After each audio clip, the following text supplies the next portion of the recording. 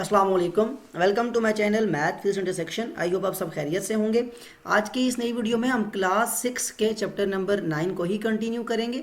Chapter number 9 की exercise 9B हम solve कर रहे हैं। इससे पहले एक्सरसाइज 9A, 9C और 9D हम सॉल्व कर चुके। एक्सरसाइज 9B बेस करती है pie chart and line graph पे। इसके कॉन्सेप्ट की वीडियो में हमने काफ़ी डिटेल में देखा कि पाई चार्ट और लाइन ग्राफ कहाँ यूज़ किया जाता है, उसकी डेफिनेशन क्या है, पाई चार्ट को कैसे बनाना है, लाइन ग्राफ में क्या एक्सिस किस चीज़ को कैसे डिनोट करते हैं। अगर तो वीडियो आप देखते आ रहे हैं, आपको कॉन्सेप्ट का पता है, फिर तो आई कंटिन्यू करना बहुत ज़्यादा ईजी है। अगर नहीं तो आई विल सजेस्ट पहले आप वीडियो देख लें, क्योंकि आगे हमने वो जो ग्राफ लाइन ग्राफ है उसका कॉन्सेप्ट यूज़ करना है इस वीडियो के अंदर, तो उसके लिए आपको पहले वो बेसिक्स पता होनी चाहिए। Question number 3, the pie chart shows the sources of revenue of publishing company. ये पाई चार्ट आपके सामने बना के दे दिया गया। इसमें कहता है कि एक पब्लिशिंग कंपनी है, उसके सोर्सेज ऑफ रेवेन्यू, रेवेन्यू मतलब जो वो जनरेट करते हैं अपनी इनकम, उस इनकम की जनरेशन जो वो कर रहे हैं उसके कितने सोर्सेज हैं उनके पास। पब्लिशिंग कंपनी जैसे कि आपको पता है कि जो पब्लिश करती है, जैसे बुक्स पब्लिश करना, न्यूज़पेपर, जितने भी प्रिंटिंग प्रेस का काम है, ये सारा एक पब्लिशिंग कंपनी करती है। अब हमसे इस पाई चार्ट की बेस पे कुछ क्वेश्चंस पूछे जाएंगे। 3 पार्ट्स हैं, लेकिन पहले हमें ये अंडरस्टैंडिंग ज़रूरी है कि पाई चार्ट क्या होता है और इसमें ये जो एंगल बने हुए हैं किसको शो करते हैं, जो पहले मैं बता चुका हूँ आपको। तो फर्स्ट ऑफ ऑल अगर आप इस पाई चार्ट को देखें तो एक सर्कल जो होता है वो कंप्लीट सेट ऑफ डाटा को, यानी जो टोटल नंबर ऑफ डाटा है उसको डिनोट करता है। यानी यहाँ पे ये सर्कल क्या डिनोट कर रहा है, कंप्लीट सर्कल जो है कि एक पब्लिशिंग कंपनी कितनी अर्निंग कर रही है। अब उस अर्निंग में से उसके जो रेवेन्यू है उसके सोर्सेज कौन कौन से हैं वो यहाँ बना के दिखा दिए गए। एक तो फर्स्ट ऑफ ऑल न्यूज़पेपर है, फिर आपके पास बुक्स हैं। अब यहाँ पे ये मैगजीन्स हैं, इसमें मैंने बताया भी था क्वेश्चन नंबर जो पार्ट 1 की वीडियो है। अगर आपके पास यहाँ स्पेस ना हो तो आप यहाँ पे साइड पे लिख के उसको मेंशन कर सकते हैं। तो न्यूज़पेपर 180 डिग्री, मतलब ये आपके पास जो सोर्स है।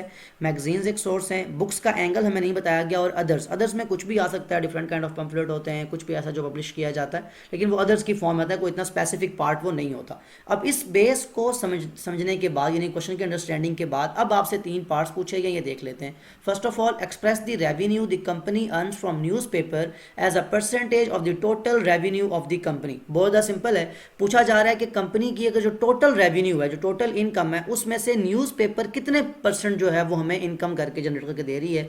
ये वही क्वेश्चन जो हमने प्रीवियस जो वीडियो थी उसमें क्वेश्चन नंबर 2 जो था, इसमें चॉकलेट के बारे में हमसे पूछा गया था।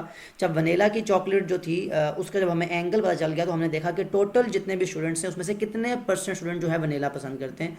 तो बिल्कुल वही कॉन्सेप्ट है यहाँ पे भी कि जब आपको एंगल पता हो और टोटल आपको पता हो कि रेवेन्यू मतलब जो है वो सर्कल रिप्रेजेंट करता है, तो फिर आपके लिए सॉल्व करना बहुत ज़्यादा ईजी हो जाता है। सोल्यूशन में देख हम लिखेंगे सोल्यूशन के अंदर कि आपके पास जो परसेंटेज है, एंगल तो आपको पता है पहले ही ऑलरेडी, तो परसेंटेज ऑफ न्यूज़पेपर। अब न्यूज़पेपर की जनरेशन कितनी है, मतलब वो कितना जनरेट कर रहा है रेवेन्यू, उसके लिए क्या आपको पता है कि उसका एंगल कितना है, 180 डिग्री। ये किसका एंगल है, न्यूज़पेपर का, डिवाइडेड बाय टोटल रेवेन्यू का एंगल कितना होगा, जो सर्कल कंप्लीट का एंगल है 360 डिग्री, मल्टीप्लाई बाय क्या करते हैं हम परसेंटेज के लिए, मल्टीप्लाई बाय 100%। बिल्कुल यही हमने किया था क्वेश्चन 2 के अंदर भी। 180 divided by 360 multiply by 100, simple calculation है। 180 डिवाइडेड बाय 360 मल्टीप्लाई बाय 100, जो कि हम करते हैं परसेंटेज के लिए, तो आंसर क्या आ जाएगा 50, और साथ में किसका लगेगा यूनिट, परसेंटेज का। तो 50% जो है हमारी इनकम कहाँ से हो रही है, न्यूज़पेपर से। अब देखें ये मैथमेटिक्स तो अप्लाई की, लेकिन वैसे भी अगर आप इसको देखते पाई चार्ट को, तो एक पाई चार्ट का कंप्लीट हाफ पोर्शन जो है वो न्यूज़पेपर की तरफ है। यानी एक सर्कल के अंदर होता है 360 डिग्री, उसका हाफ कितना होता है 180। तो ऑटोमेटिकली हमें पाई चार्ट से इन्फॉर्मेशन मिल रही थी, लेकिन फिर भी क्वेश्चन जो है वो मैथमेटिकली सॉल्व किया जाता है। तो परसेंटेज मैंने बता दिया कि जो एंगल होगा उसको डिवाइड बाय टोटल जो रेवेन्यू है मल्टीप्लाई बाय 100।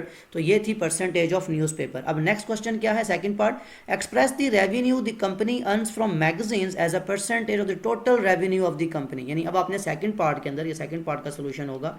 अब यहाँ आपको परसेंटेज फाइंड करनी है, लेकिन किसकी फाइंड करनी है, न्यूज़पेपर की नहीं बल्कि मैगजीन की। अब यहाँ पे फिर चेंज क्या आएगा, बाकी तो फॉर्मूला यही रहेगा, लेकिन मैगजीन्स का एंगल कितना है हमें पता है 72 डिग्री। तो यहाँ हम लिखेंगे percentage of magazine is equal to कितना एंगल है उसका 72 degree, divided by 360, because total revenue की बात करता है, मल्टीप्लाई बाय 100, अगेन कैलकुलेशंस हैं। तो 72 degree divided by 360 multiply by 100, ये आपके पास आ जाएगा 20%।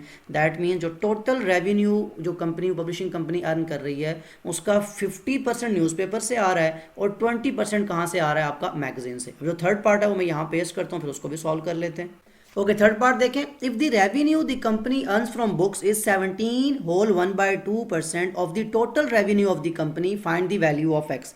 अब जो पार्ट 1 और पार्ट 2 था क्वेश्चन नंबर 3 का, उसमें हमें ये कहा गया कि आपको न्यूज़पेपर और मैगजीन का एंगल बताया जा रहा है, यानी 180 डिग्री आपका न्यूज़पेपर का एंगल है, 72 डिग्री मैगजीन्स का एंगल है, लेकिन आपने खुद परसेंटेज बतानी है कि कितने परसेंट जो है रेवेन्यू जनरेट हो रहा है इस सोर्स के थ्रू, न्यूज़पेपर और मैगजीन्स के। लेकिन जो थर्ड पार्ट है इसमें क्वेश्चन टोटली चेंज कर दिया गया, यानी अब आपको खुद बताया जा रहा है क्वेश्चन के अंदर कि जो रेवेन्यू बुक से जनरेट हो रहा है वो 17 होल 1/2 है। फर्स्ट ऑफ ऑल तो आपके माइंड में एक चीज़ क्लियर हो जानी चाहिए सोल्यूशन में आने से पहले कि 17 होल 1/2 जो लिखा हुआ है, अब ये जो मिक्स नंबर होते हैं कैसे सॉल्व करते हैं इसको हम, 17 2s are 34, 34 + 1 35/2। कैलकुलेटर पे आप 35/2 करेंगे तो ये भी आपका 17.5 आएगा, तो इसको 17.5% पहले ही रफ वर्क में लिख लें, या 17 होल 1/2 का मतलब 1/2 मीन्स हाफ 0.5, तो ऐसे भी आप इसको देखें तो 17.5 ही बनता है। तो चाहे आप मिक्स नंबर की फॉर्म में चेंज करें, चाहे आप इसको डायरेक्ट लिखेंगे 17.5 बनेगा। यानी यहाँ पे आपको ये कहा जा रहा है क्वेश्चन कि परसेंटेज हम बता रहे हैं आपको बुक्स की, यानी बुक्स के थ्रू 17.5% जो है रेवेन्यू जनरेट कर रही है पब्लिशिंग कंपनी।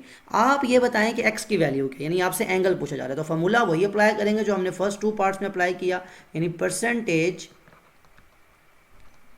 Of books.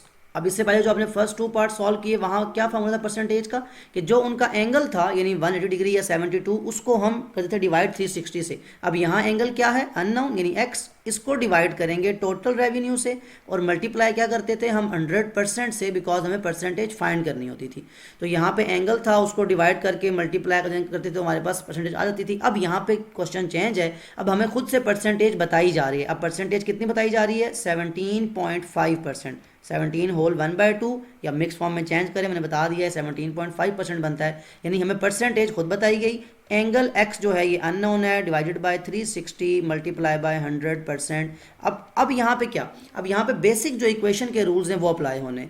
आप चैप्टर नंबर 4 से ऑनवर्ड जब इक्वेशन आपने पढ़ी उसमें आपने ये सीखा था कि जब भी आपको किसी इक्वेशन में किसी अननोन को फाइंड करना हो तो उसके साथ जो भी नंबर मल्टीप्लाई डिवाइड हो रहा हो, ऐड हो रहा हो, सब्ट्रैक्ट हो रहा हो, उसे हमने ख़त्म करना होता है। क्या मतलब ख़त्म करने का, कि उसको हम इक्वेशन के दूसरी साइड पे ले जाते हैं। जैसे यहाँ पे x की वैल्यू फाइंड करनी है तो ये 360 यहाँ पे क्या हो रहा है x के साथ डिवाइड, तो वहाँ से क्या हो जाएगा मल्टीप्लाई। बिल्कुल सिमिलरली ये 100 यहाँ पे क्या हो रहा है मल्टीप्लाई, तो वहाँ से क्या हो जाएगा ये डिवाइड। तो दैट मीन ये 360 और 100 हमने यहाँ क्या खत्म करना है और x को हमने क्या कर लेना है सिंगल आउट, तो उसके बाद हमारे पास वैल्यू आ जाएगी। तो सिंपली हम लिख लेंगे कि ये जो 17.5 है, मैं ये जो एरो है इसे ख़त्म कर रहा हूँ, यहाँ लिखता हूँ 17.5% जो था, इससे ये वाला 360 क्या हो जाएगा आके मल्टीप्लाई, और डिवाइड क्या होगा इससे ये वाला 100 और यहाँ मल्टीप्लाई हो रहा था, तो इधर क्या रह जाएगा, यहाँ परसेंटेज का साइन है और यहाँ पे क्या रह जाएगा x डिग्री। तो दैट मीन अब आपके पास 17.5%, ये 360 जो है इसको ज़रा मैं दोबारा लिख देता हूँ यहाँ पे, एक तो इस एरो को ख़त्म कर लें, ये समझाने का मकसद था सिर्फ ताकि यहाँ आपको समझ आ जाए कि ये लिखा हुआ है 360 डिग्री, यानी यहाँ से ये डिवीजन से मल्टीप्लिकेशन में चेंज हो गया और मल्टीप्लिकेशन से डिवीजन में। अब बेसिक कैलकुलेशन है आपके पास, 17.5 को मल्टीप्लाई करें 360 के साथ, जो आंसर आए उसको डिवाइड कर लें 100 से, तो आपके पास वैल्यू आ जाएगी 63। और साथ में ये भी याद रखें कि जो परसेंटेज का साइन है ये कट जाएगा इस परसेंटेज के साइन के साथ, तो पीछे कौन सा साइन बचेगा, डिग्री का। तो दैट मीन्स 63 जो आपका आंसर आया ये डिग्रीज के अंदर है और ये किसकी वैल्यू है, एक्स की, और यही आपको फाइंड करनी थी। यानी सेम फार्मूला आपने यूज़ किया लेकिन यहाँ पे आपने एंगल फाइंड किया, फर्स्ट 2 पार्ट्स में आपको परसेंटेज फाइंड करनी थी। क्वेश्चन नंबर 3 बहुत ज़्यादा इंटरेस्टिंग है क्योंकि रियल लाइफ आपको एक एग्जाम्पल दी गई, जैसे पब्लिशिंग कंपनी डिफरेंट तरह के आपको ऐसी जो है सिनेरियोस पता होंगे रियल लाइफ के अंदर कि पब्लिशिंग कंपनी या कोई भी कंपनी जो है वो अपने रेवेन्यू जनरेट करती है from different kind of sources. अब यहाँ हमें वो पाई चार्ट के वहाँ पहले बताए गए, फिर हमसे कुछ क्वेश्चन पूछे गए जिनके हमने आंसर किए। तो 2 बातें आपने सीखी कि अगर आपको पाई चार्ट में इंफॉर्मेशन एंगल्स के फॉर्म में गिवन हो तो आप परसेंटेज फाइंड कर सकते हैं कंपैरिजन करते हुए किसी भी चीज़ का, और अगर आपको परसेंटेज बताई जाए, आपसे एंगल पूछा जाए तो आप एंगल भी फाइंड कर सकते हैं, कोई इसमें डिफिकल्ट नहीं था कुछ भी सॉल्व करना। सो ये था क्वेश्चन नंबर 3। अब मूव करते हैं क्वेश्चन नंबर 4 की तरफ। Question number 4, the bar graph illustrates the results of a survey conducted on cars at a traffic junction. First of all आपको बार ग्राफ के बारे में पता होना चाहिए। एक्सरसाइज 9A में काफ़ी डिटेल में हमने बार ग्राफ को स्टडी किया था, कैसे बनाए जाते हैं, कैसे अगर ये बने हुए हमारे सामने आए तो हम इनसे इन्फॉर्मेशन को निकाल सकते हैं, समझ सकते हैं और फिर हम क्वेश्चन को सॉल्व करेंगे।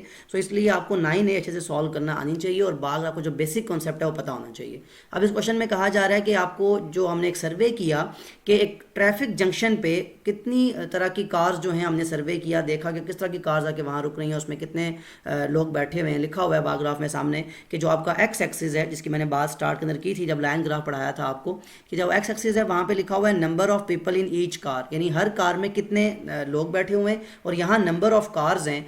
तो आपको ये जो ओवरऑल जो सर्वे है, जो बार ग्राफ है, वो क्या बता रहा है कि आपने किस चीज़ का सर्वे किया है। आपने सर्वे किया कि कितने तरह के लोग कार के अंदर बैठे हुए हैं। ओके, अब आपसे जो क्वेश्चन पूछा जा रहा है वो ये डिफरेंट इसके पार्ट्स हैं, 4 पार्ट्स हैं। मैंने यहाँ 3 पहले पेस्ट किए हैं, फिर मैं 4th वन यहाँ पेस्ट कर दूंगा। फर्स्ट ऑफ ऑल से पूछा जा रहा है find the total number of cars in this survey, कि जब आप वहाँ ट्रैफिक जंक्शन पे खड़े होकर आप सर्वे कर रहे थे तो आपने कितनी नंबर ऑफ कार्स टोटल जो हैं वो वहाँ पे सर्वे की। तो फर्स्ट ऑफ ऑल यहाँ देख लें, ये क्या लिखा हुआ है नीचे, number of people in each car, और यहाँ लिखा हुआ है नंबर ऑफ कार्स। तो मतलब क्या हुआ, यानी 20 कार्स, जो पहला जो बार ग्राफ है ये क्या बता रहा है कि 20 कार्स आपने ऐसी देखी जिसमें कितने लोग बैठे हुए थे, एक।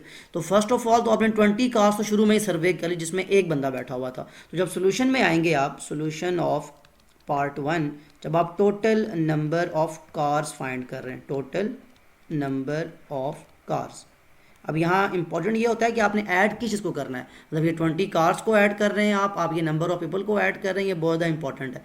तो फर्स्ट ऑफ ऑल जो आपने पहला सर्वे किया है, जो पहला बार ग्राफ है, वो बता रहा है कि 20 कार्स आपने देखी जिसमें एक बंदा बैठा हुआ था, यानी अकेले वो ड्राइव कर रहा था। तो आपने 20 कार्स यहाँ पे सर्वे कर ली। तो फर्स्ट ऑफ ऑल अब 20 प्लस, अब नेक्स्ट आपने कितनी कार्स देखी, 25 कार्स देखी जिसमें 2 पर्सनस बैठे हुए थे, मतलब 2 उसमें पर्सन बैठे हुए थे। तो आप कितनी आपने कार सर्वे की, 25, तो ये ऐड कर लें। देन प्लस, फिर आपने कितनी कार सर्वे की, फिर अगेन 20 कार्स आपने ऐसी देखी जिसमें 3 लोग बैठे हुए थे। तो अगेन ये 20 कार्स हैं, तो प्लस 20 कर लेंगे। देन आपके पास 30 ऐसी कार थी जिसमें 4 लोग बैठे हुए थे, तो 30 कार आपने ये सर्वे की। लास्ट में अगेन 25 कार्स ऐसी हैं जिसमें 5 लोग बैठे हुए थे, तो ये आपके पास आ गई 25 कार। जब आप ऐड करेंगे 20 plus 25 45, 45 plus 20 65, 65 plus 30 95, 95 plus 25 is equal to 120। अब सिंपली कैलकुलेटर भी ऐड कर सकते हैं, लेकिन सिंपल मेंटल मैथ्स है, इतनी एडिशन तो आपको आनी चाहिए कि टोटल नंबर ऑफ कार जो आपने ट्रैफिक जंक्शन पे खड़े होकर सर्वे की वो कितनी है, 120। ये था फर्स्ट पार्ट का सोल्यूशन। अब इसको रेज कर लें, यही हम देखते हैं कि हमसे सेकंड पार्ट के अंदर क्या चीज़ पूछी गई है। Find the total number of people in all the cars, के जो आपने सर्वे किया, जो सेकंड पार्ट है, जैसे फर्स्ट पार्ट में आपसे कार्स का पूछा गया, अब पूछा जा रहा है टोटल नंबर ऑफ पीपल, यानी कितने लोग उन कार्स के अंदर बैठे हुए थे। अब आपने ये फाइंड करना है। अब ज़रा क्वेश्चन इंटरेस्टिंग हो गया।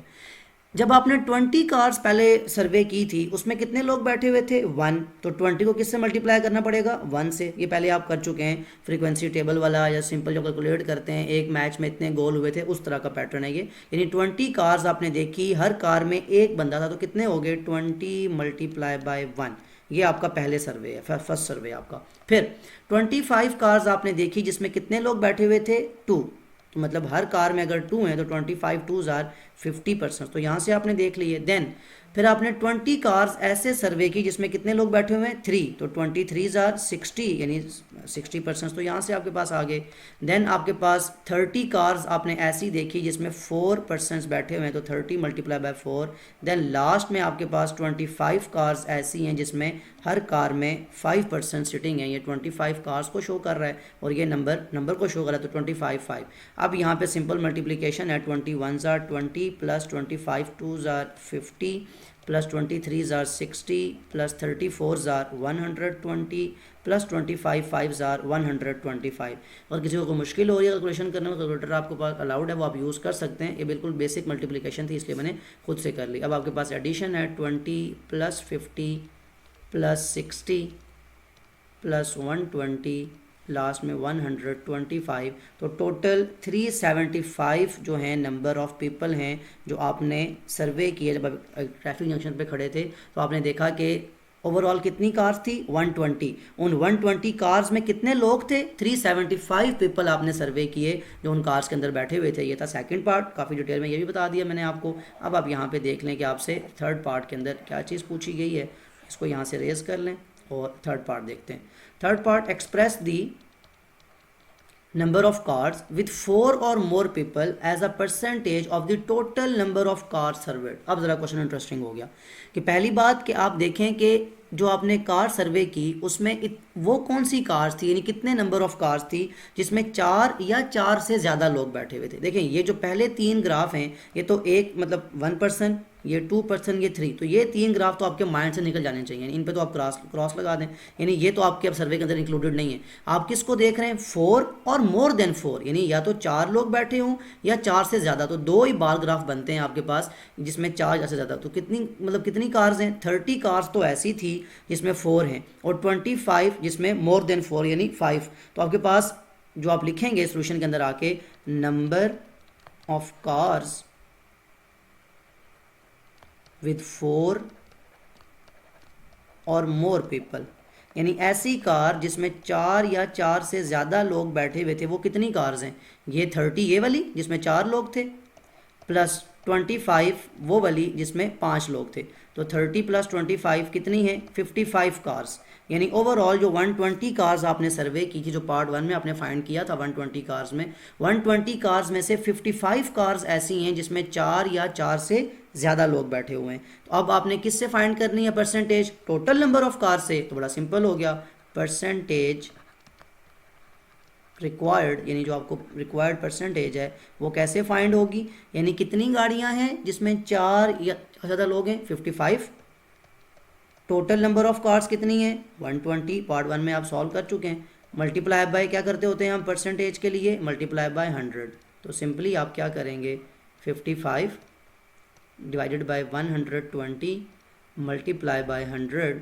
तो ओवरऑल जो हमारे पास कार्स हैं उसमें से 45.83% वो कार्स हैं जिनमें 4 या 4 ज़्यादा लोग बैठे हुए थे। सो ये था आपका थर्ड पार्ट का आंसर, यहाँ पे आपने परसेंटेज फाइंड कर ली। अब देखते हैं लास्ट पार्ट में हमसे क्या पूछा गया। ओके, फोर्थ पार्ट देखें, if the information is illustrated on a pie chart find the angle of each sector.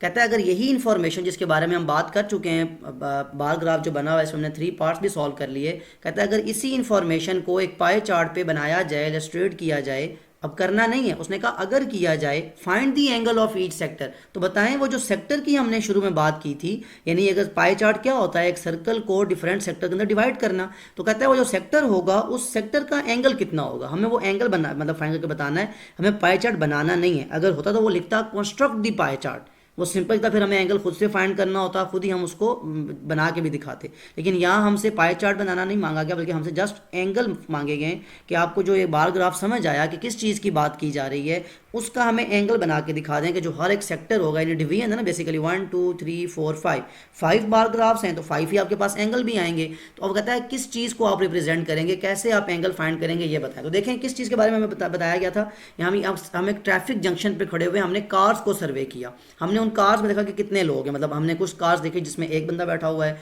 कुछ कार्स हैं वहाँ 2 हैं, फिर 3, फिर 4 और 5, यानी हमने नंबर ऑफ कार्स सर्वे की।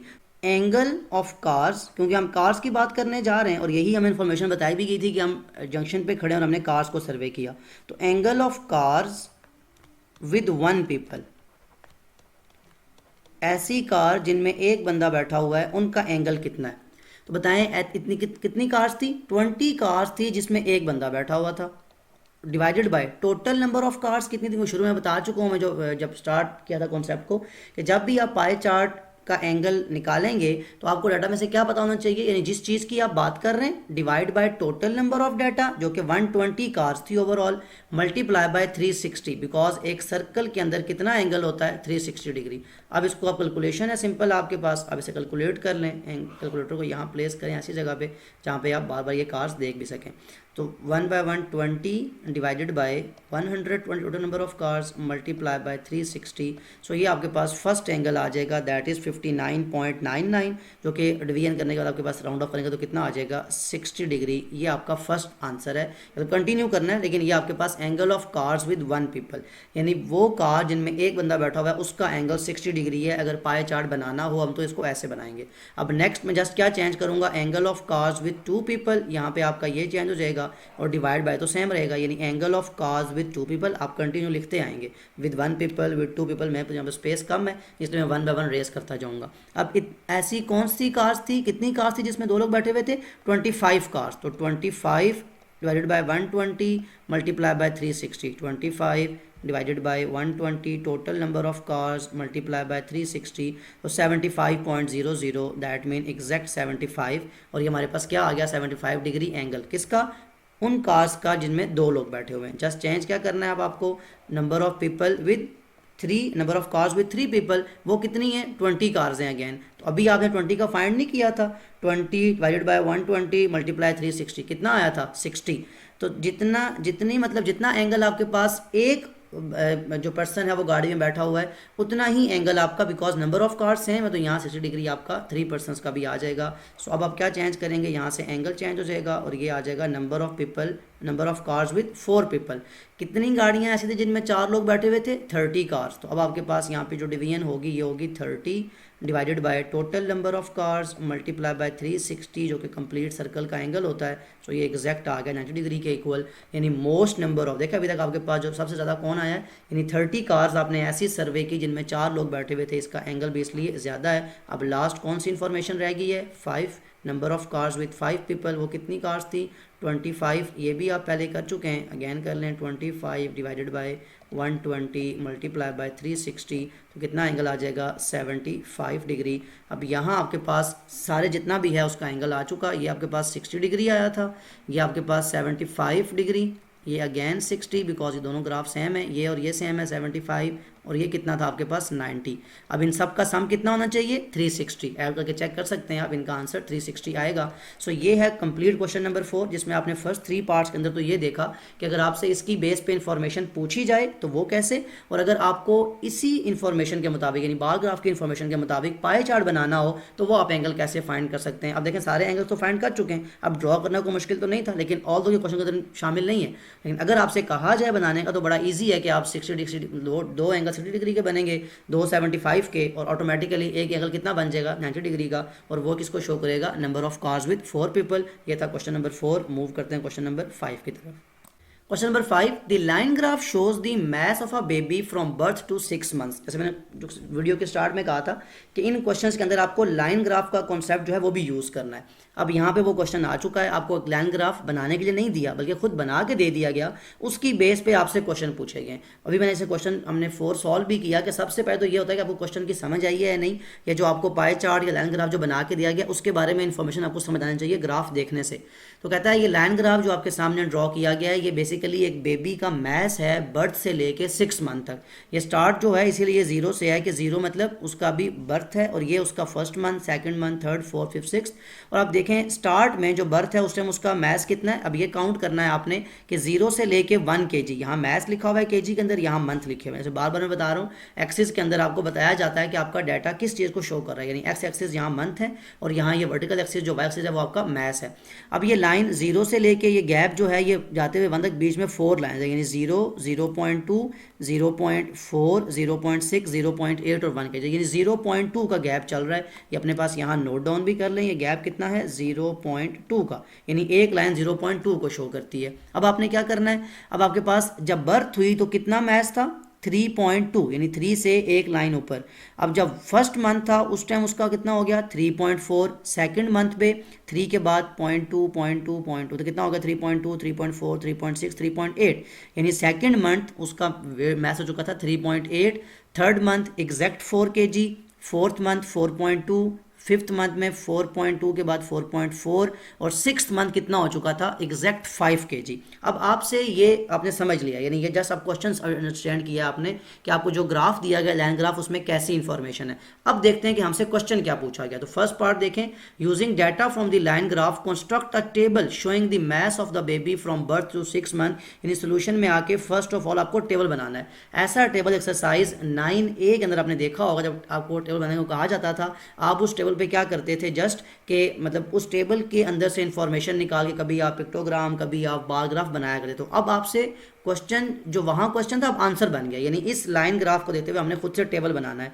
तो टेबल किन दो चीज़ों का बनेगा, एक तो आपके पास मंथ्स होंगे और सेकेंडली आपके पास मैस होगा जो कि होगा केजी के अंदर, ठीक है। और टेबल के लिए आप ऐसे लाइन लगा लेते हैं, ये आपके पास फर्स्ट जो है ये डाटा है, यहाँ पे लाइन लगा लें और अब ये टेबल चलता जाएगा। मैं यहाँ ज़रा रफ से ड्रॉ होगा, आप इसे कम्प्लीटली ज़रा वो ड्रॉ कर लीजिएगा। ये आपके पास शुरू में मंथ 0 मतलब स्टार्टिंग, देन आपके पास फर्स्ट मंथ का डाटा आएगा, इसलिए मैं उतने ही बॉक्स बना रहा हूँ।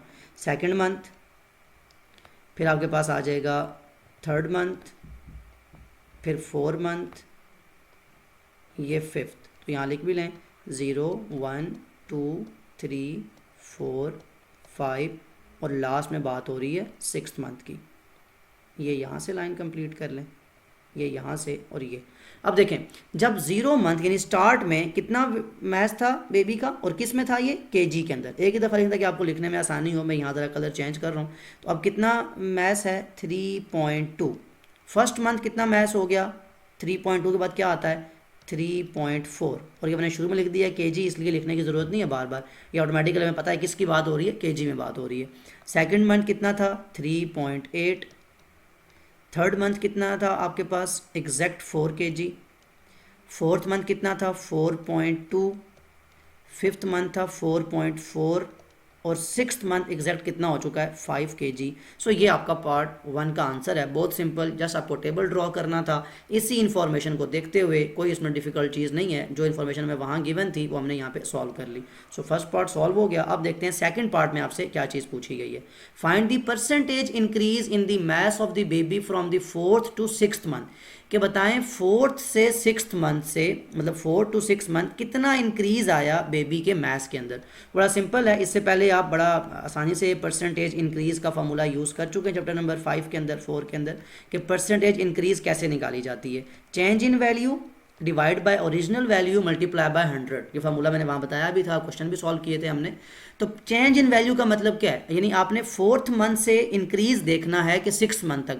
तो मतलब ये हुआ कि 6th मंथ में कितना मैच था, अभी हमने फाइंड किया 5 kg। चेंज इन वैल्यू का मतलब है कि 6th मंथ से उसके 4th मंथ का मैच माइनस कर दें।